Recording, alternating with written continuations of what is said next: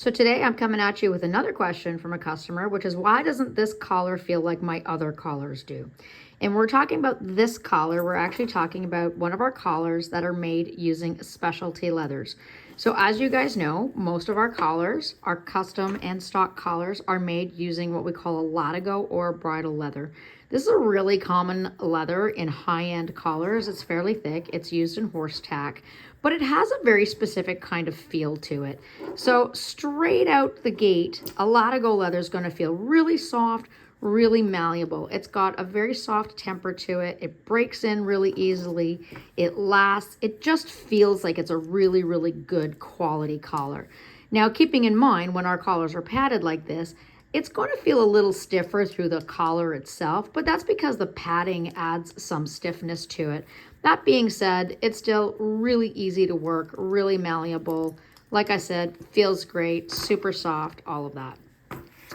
Then sometimes you're going to get one of our specialty leather collars. Now, when we do a specialty leather collar, generally we're using a hide that is a specialty leather, so it is not a Latigo. It has a different tannage.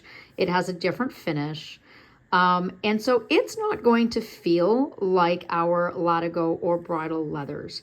Just because it doesn't feel the same doesn't mean it's a better or less quality. It is just a different type of leather. So in this case, this is one of our dragon scale collars. This is a limited release collar that we did recently. And so we used an embossed leather. So that's, you can see how the pattern is on the leather here. And because it is a very thin leather, since it is a fashion leather, we actually back it with what we call a natural veg tan leather. Now, if you've never used a veg tan or never seen a veg tan leather, it can feel kind of funny to you. These leathers are traditionally used for tooling, dyeing, that kind of stuff, but it's going to feel very, very different from a finished Latigo leather because in reality, it is not dyed. It is created using a different tanning process, all of that kind of stuff.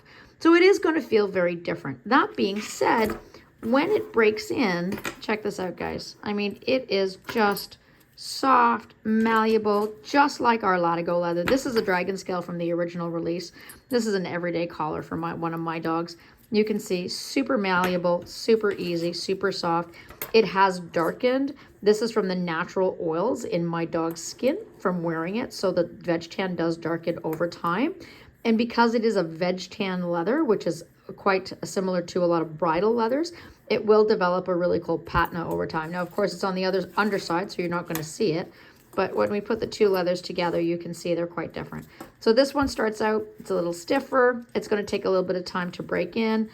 The embossed leather is going to feel different. It is not going to feel the same as this Latigo. It's not meant to. And then as it breaks in over time, it just becomes super soft, super malleable, just like our Latigo leathers. So keep in mind that the type of leather that is used on your collar is going to change how the collar feels, and it's going to change how long or how fast the collar breaks in. But if you have any questions about the type of leathers that we're using, feel free to ask. We're always happy to answer the questions. This is just an example of one of our specialty leathers with veg tan compared to our Latigo. I hope this helped answer some of your questions.